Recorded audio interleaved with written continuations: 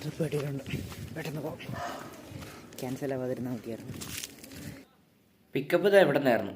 ഇത് ചെറിയൊരു മാള് പോലത്തെ സെറ്റപ്പാണ്. അതായത് പാത്രങ്ങളും അങ്ങനെയുള്ള സാധനങ്ങളൊക്കെ മേടിക്കാനുള്ളത്. ഞാനിപ്പോൾ നിൽക്കുന്നതിൻ്റെ ബാക്ക് ഏരിയയില്ല. ഇപ്പോൾ ഇതായിരുന്നു പാർസൽ. ഇത്ര വലിപ്പമുള്ളതൊന്നും നോക്കണ്ട, നിറച്ചും ടേബിൾ ക്ലോത്താണ്. അതുകൊണ്ട് തന്നെ വലിയ വെയിറ്റ് ഒന്നുമില്ല.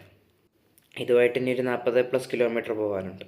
ഈ സാധനമാണ് ഒരു വശത്തോട്ട് നീങ്ങി പൊക്കൊണ്ടേയിരിക്കുന്നു. സെറ്റ് ഏകദേശം ആ ഡ്രോപ്പിംഗ് ലൊക്കേഷൻ എടുക്കാറായി കഴിഞ്ഞപ്പോഴത്തേക്കും സീനറി ഒക്കെ അടിപൊളിയായിരുന്നു. 2 സൈഡിലും കൃഷിയൊക്കെയാണ്, അതും പൂക്കൾ. ഇത് ഇപ്പോൾ കാണുന്ന റോസാപ്പൂവാണ്. ഇതിന് മുന്നേ വേറെ എന്തൊക്കെയോ പൂവും കൂടെ കണ്ടായിരുന്നു. ഇനി ഒരു 4 കിലോമീറ്റർ കൂടെ ഉള്ളൂ. കഴിഞ്ഞ പരിപാടി തീർന്നു. കണ്ണിനൊക്കെ വെള്ളം വരും. ഇവിടെയായിരുന്നു ഡ്രോപ്പ്. പരിസരത്തൊന്നും വലിയ വീടുകളൊന്നുമില്ല. ഭയങ്കര അടിപൊളിയാണ്. ഉണ്ടല്ലേ പരിസരത്ത് കൃഷിയോ സമാധാനങ്ങൾ എന്താണ്ട് അവിടെയായിട്ട് എന്തോ ഉണ്ട്. ഇവിടെയാണ് ഈ ചോളം എന്തോണ്ട് നട്ടിട്ടുണ്ട്.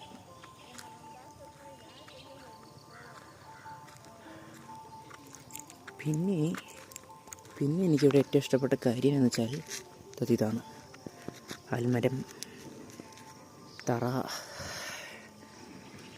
ഭയങ്കര ഒരു നൊസ്റ്റാൾജിക് സെറ്റപ്പാണ്.